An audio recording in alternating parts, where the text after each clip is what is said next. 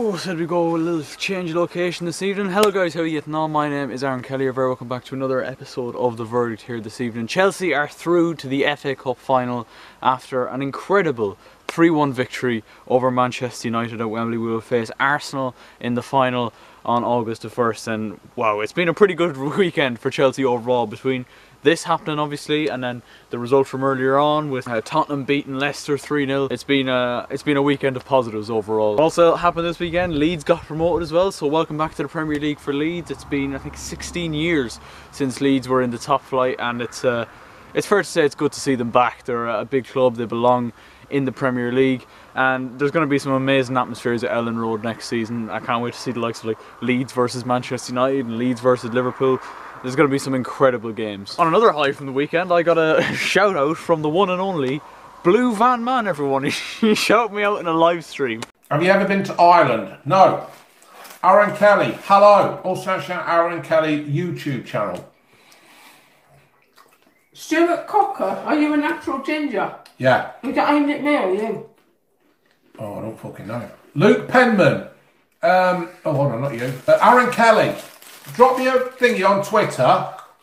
Message, you mean? A message on Twitter, and I'll have a look, and then I'll stick it on my Twitter page, mate. All right.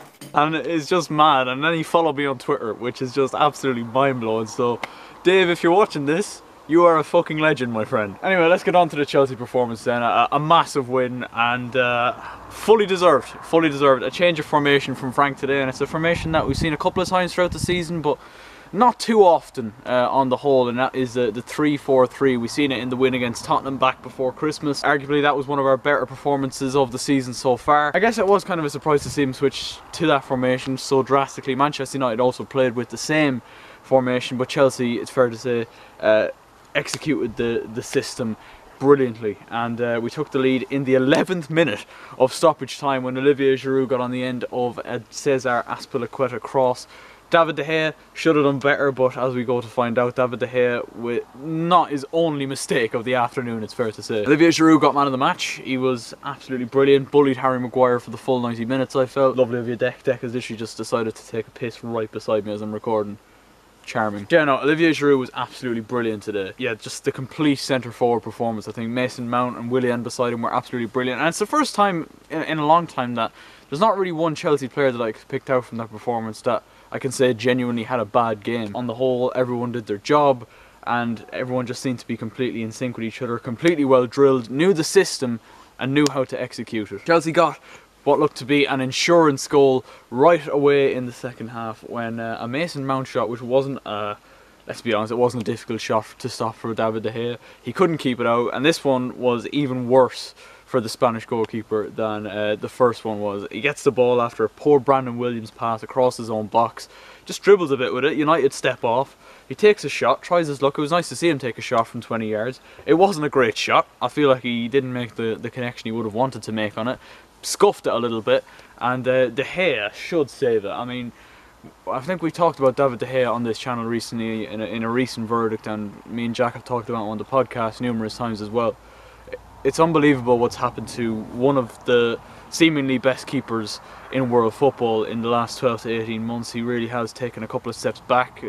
They showed a little montage, BBC did, of a couple of David De Gea mistakes this season. There's been a few even since the return to football. Obviously there was one against Bournemouth where he probably should have saved from, I think it was Josh King, and then an even bigger blunder was the Stevie Bergwijn shot on him in the first game back after lockdown. They showed a few others, like the one on Sarr against Watford earlier on the season. So it's not exactly a new thing to see David De Gea make these mistakes, but 2 in the one game, and this one was certainly worse than the first. Chelsea made it 3 then when a Marcus Alonso cross looked to be turned in by Antonio Rudiger, but instead it was actually an own goal by Harry Maguire. And all I'm saying is, lads, it swings and roundabouts. You know, what goes around comes around. Harry Maguire, you know, scored against us earlier on in the season and should have been sent off against us earlier on in the season for his kick out at Batshuayi back, I think it was January or February. I had a bit of a go of him that day, and he had an absolutely awful game today, Harry Maguire, and rounded off with an own goal. So As I said, lads, what goes around comes around. Man United did pull one back then before the end of the game through a Bruno Fernandes penalty after substitute Callum Hudson-Odoi fouled Anthony Martial in the Chelsea box. Fernandes stuck it away. Jorginho-esque, the Fernandes penalty, to add yet another goal to his increasingly growing tally since he signed for Manchester United. But that was how it finished. 3-1, we face Arsenal, who obviously beat City 2-0 in a shock result thanks to two Pierre-Emerick. Good man, Aaron. Thanks to two Pierre-Emerick Aubameyang goals, sent City home crying. And I have to say, lads, it's definitely a favourable draw, but Arsenal, in the kind of form they're in, they've had an amazing week. Beat Liverpool during the week and then beat City yesterday. They're not going to be easy bet, and I do think we're going to have to be at our absolute best to get the win on the day. Hello, Declan. But yeah, I've got to give huge props to Frank and to the team for their performance today. It was absolutely brilliant. Chelsea pressing from the front, such high energy from minute 1 to minute 90, 96 as it was. I mean, unbelievable performance. Like, genuinely, I think it's up there with... It's got to be in the top 3 in terms of performances this season. As I said, everybody knew their job. Everyone was playing for each other. Everyone was fighting for each other from minute 1 to minute 96. And I mean, as I said, there's not really one player that I can pick out that had a bad game. I think everyone, from Caballero down to Giroud to the boys who come on, I mean, everyone put in a shift. And Ruben Loftus, I think one of the highlights of the game was... What the bloody hell was that? I think one of the highlights of the game was Ruben Loftus-Cheek coming on and absolutely bodying Paul Pogba with a few minutes to go. That was absolutely brilliant. But the two midfielders today, Jorginho and Kovacic, were absolutely brilliant. Jorginho... Like, I'm seeing Jorginho in the 91st minute chasing down Harry Maguire as he pressures him into a mistake on the edge of his own box. Like, when do we see Jorginho chasing down like that? The desire was there to see. Kovacic, he's a player that we need to get on the ball and just run with it, because you're not always going to have a pass available. And a lot of the time Kovacic didn't have a pass available. He was picking up the ball, he was driving forward with it, getting Chelsea out of a spot of bother. And then we look at the back 5. I think Reece James was absolutely brilliant today. Azpilicueta showed leadership qualities, which is something that I've criticised him for a lot in the past. Definitely showed a lot of leadership qualities today, did Dave. Marcus Alonso was very good today, but as I have said many times on the channel, ladies and gentlemen, Marcus Alonso is a very, very good left wing back. And that's where he played today, and that's where we've seen the results come through. I mean, it was a brilliant performance by him, both defensively and offensively. Declan. Alright, mate, I'll throw you your turf. Ugh. Good luck finding that. And yeah, obviously then you had Rudiger and Zuma. I think Rudiger was a little bit rash at times, but you're always going to get that with Antonio Rudiger. I thought Zuma was excellent as well. And Willy Caballero didn't have too many saves to make, but the ones he did have to make, he had to save a Bruno Fernandes free kick in the first half. There was 1 or 2 attempts in the second half which he had to do well for. Nearly got caught out. Harry Maguire probably should have scored from a Man United corner.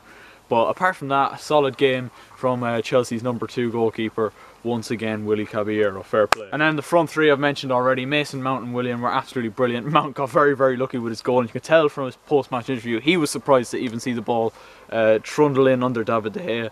And Willian was brilliant as well on the right wing. I've given Willian a lot of stick, and we managed to do that without bringing on our best player since the lockdown ended, Christian Pulisic, which was, I mean, just a bonus if you ask me. You could tell how well Chelsea were playing, how well we were controlling when Ollie started to panic a little bit, bringing on the likes of Pogba and Greenwood in the one goal, who, I mean, if United were really, really trying to go all out and win this semi-final, they would have started both of them. And I was a bit surprised to see them play a 5 at the back as well. Obviously, Brandon Williams came back in today as well. Yes, Declan, I will throw you the turf now. Yeah, apart from that, I want to know, Manchester United fans watching this, right? If you are a Man United fan, please do comment down below, because I want to hear your opinion on David De Gea. Obviously, Sergio Romero is a very good backup goalkeeper to have in reserve there. You got Dean Henderson coming back from his loan at Sheffield United next season. Do you want to see him be the number 1? Because, like, how many times now this season and last season as well has David De Gea cost you points in Premier League games and, you know, qualification in cup games? I only mentioned it to Danny there as well, thinking back to the Champions League quarter-final last year against Barcelona when he threw a couple in at the Nou Camp from Messi. And then obviously today, I think he was definitely at fault for the Giroud goal as well. I think, yes, I mean, Lindelof gets caught out as he did against Southampton the other day, but I think De Gea probably should have saved that first one, and he certainly should have saved the second one from Mason Mount as well. He also got a hand to the Harry Maguire OG, but that one he couldn't do an awful lot about. He did actually have to make a couple of decent saves, and only for that it could have been 4 or 5-1 to Chelsea. That's how dominant a performance it was today. And can I say I was expecting this dominant performance against a team that's as in form as Manchester United? Not really, not really. Not only us winning the game, which shocked me, but how dominant we were from the start to finish, lads. I'm honestly over the moon at the minute. And rounding off what's been a pretty successful weekend for Chelsea. And for me on a personal note, for that Blue Van Man fucking shout out, I still can't believe that. Okay, now apart from that, boys and girls, I hope you did enjoy. Man United fans, as I did say, let me know your thoughts on David De Gea and that performance down in the comment section down below.